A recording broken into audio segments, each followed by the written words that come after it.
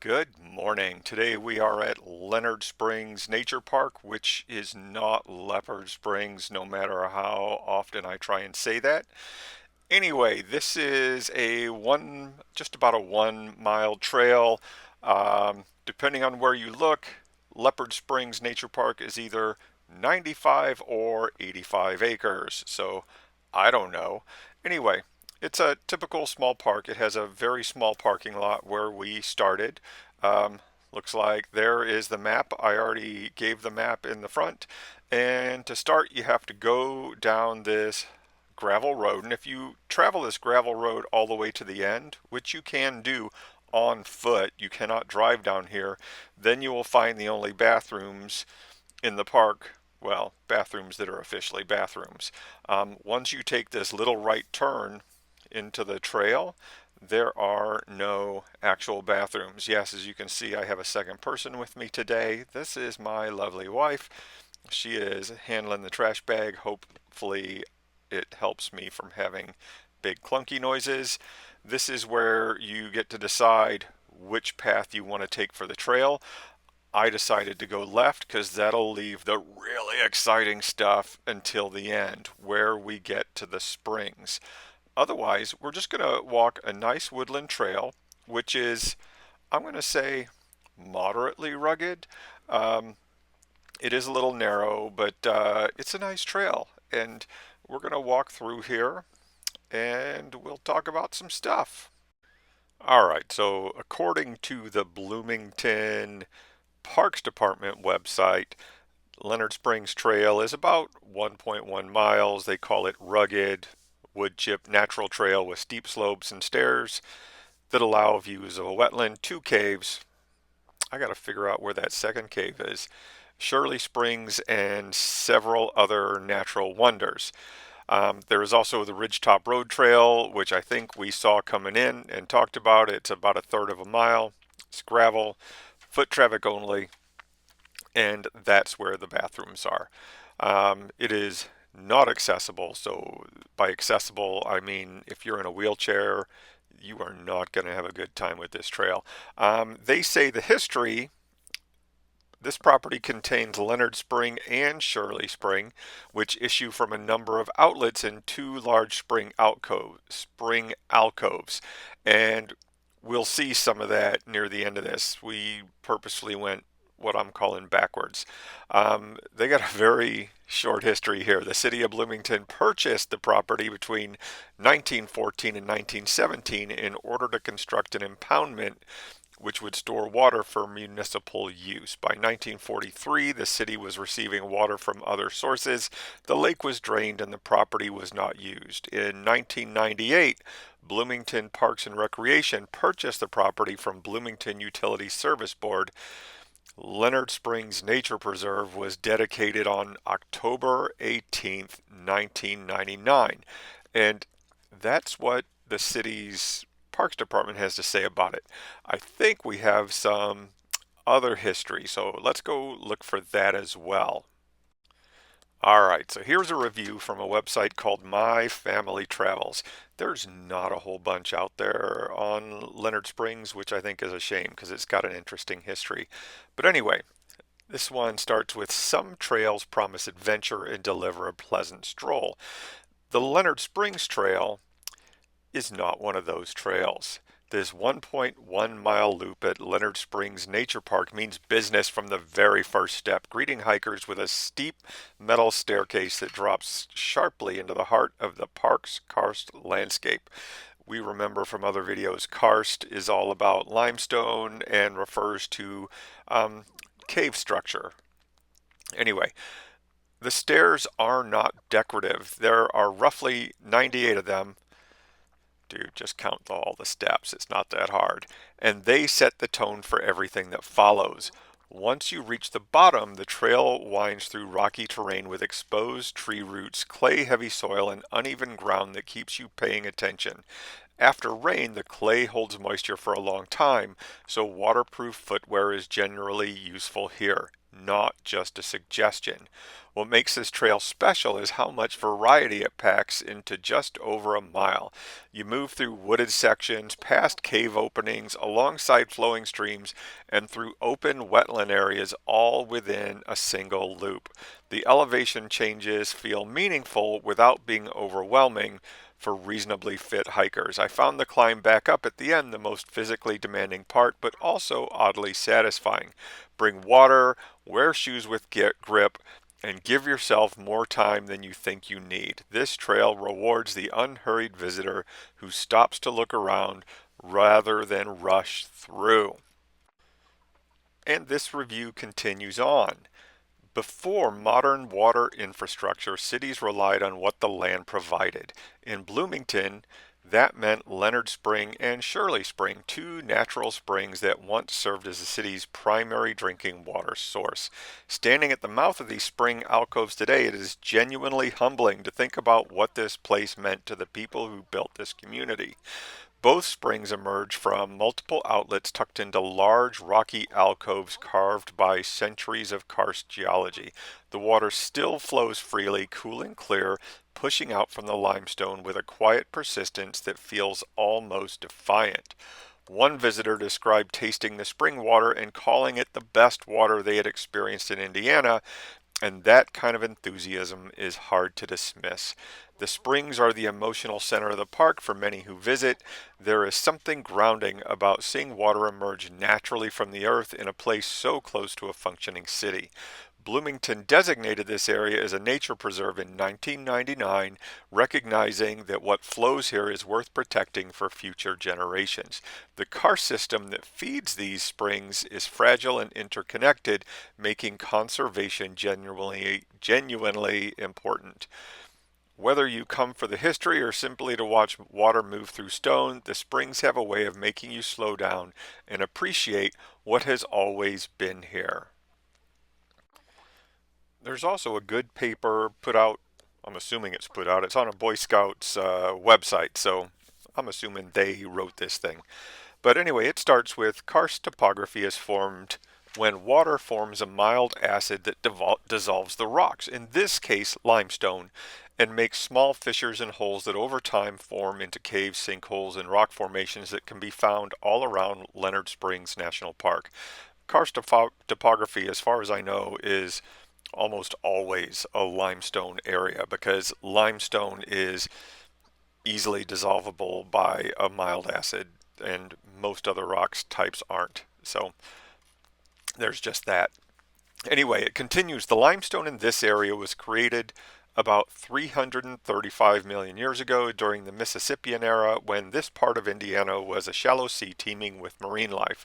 I think we've talked about that before. Most of these marine organisms had shells and exoskeletons made of calcite, a type of calcium carbonate, which was left behind after they died. When the shells mixed with the other materials on the seafloor, they formed limestone. The limestone found around Monroe County is almost entirely made up of these small fossils. If you look closely at the limestone blocks on the buildings around Bloomington, you can see thousands of invertebrates that compose the limestone. The carbonic acid that carved the karst features into the limestone was formed as rain passed through the atmosphere, picking up carbon dioxide, which dissolved in the water. Once the rain reached the ground, it passed through the soil that provided much more CO2 to the rainwater to form a weak acid solution, which dissolved the calcium carbonate in the limestone. The mildly acidic water then began to dissolve the surface along fractures or bedding planes in the limestone bedrock. Over time, these fractures enlarged as the bedrock continued to dissolve. Openings in the rock increased in size and an underground drainage system began to develop, allowing more water to pass through the area and accelerating the formation of underground karst features. This is an important point when we talk about the history of the Leonard Spring Reservoir. Let me see if I can find something on that real quick. So we talked about the history page on the Bloomington Parks website, but this is, I think, from one of the information kiosks on the park itself. And it says, by the late 1800s, it became obvious that wells could not supply enough water to the growing city of Bloomington. From 1915 until 1943, the Leonard Springs Reservoir served this purpose. Since limestone bedrock does not hold water, remember what we just talked about from the Scouts. The limestone reacts with that mildly acid rainwater and dissolves, and those cracks and fissures in the rock get bigger and bigger, and the water just drains out. Um, since limestone bedrock does not hold water, the Leonard Springs Reservoir was plagued by shortages. Indiana University had to ship water by train and considered moving out of Bloomington. Heated battles developed between Mayor John Harris, who wanted to expand Leonard Springs, and IU, who wanted to move the waterworks to Griffey Creek. After years of stalling, Harris was overruled. In 1924, Griffey Reservoir was established.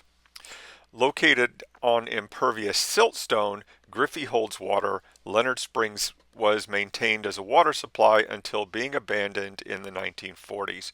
Shortly after, the dam breached during high water. The property was conveyed to the Bloomington Parks and Recreation Department from the City of Bloomington Utilities in 1998. So that last point we had already heard. But there's a little more of the history. They decided to put a reservoir on a limestone bed, were surprised when the water all leaked out of the inevitable holes that were developed in the limestone. And so they found a place with better surface rock, for want of a better term. But okay, so let's go back and see what else we have. Back to another article. It starts with, most people do not associate Indiana with caves, but the southern part of the state sits on a karst landscape riddled with underground formations. Honestly, there are so many caves in southern Indiana. Leonard Springs Nature Park gives casual visitors a genuine cave experience without requiring any special equipment or technical expertise. I'm going to have to look more at the other caves because I've only seen one and it's blocked off. The cave along the trail is accessible enough that families with kids regularly explore its entrance, making it one of the most exciting surprises the park offers. Honestly, I have totally missed this cave. I'm going to have to do some more exploration. Wait, the cave sits near the staircase at the beginning of the trail, making it one of the first dramatic features you encounter on the descent. The opening is framed by natural limestone, and the cooler that drifts out is noticeable even in warm weather. Well, that's the one that looks like it's blocked off. I don't know what they're talking about. Now I'm just confused. Well, now here's the next line. Whether you can or should go fully inside is a point of some debate among visitors, but the entrance alone is worth the trip down the stairs. Okay, so now this is the cave, and you'll see it when we get up to the stairs. This is the cave that you can see from the stairs. And I got news. They got rails there. It's blocked off. You shouldn't climb the fence to get off the trail. That's things I live by, unless you're picking up trash. Okay. Um, Let me see. For kids, especially, this is the kind of place that sparks real curiosity about geology and natural history. Seeing a cave in the context of a functioning spring system helps explain how water, stone, and time work together over thousands of years. Nice. The park's interpretive signage along the trail adds useful context without turning the experience into a classroom lecture. It feels more like discovery than instruction, which is exactly. Wait. Did you see that squirrel run across? He dropped his walnut and then had to come back and get it. Squirrels. I love squirrels. Anyway, feels more like discovery than instruction, which is exactly the right tone for a place this genuinely interesting. But now I can't stop thinking about squirrels. So what kinds of squirrels do we have in Indiana? And we're getting up to the end of this trail. This is where we're getting to the spring right here. But we'll talk a little bit about squirrels in Indiana. And we have four basic types.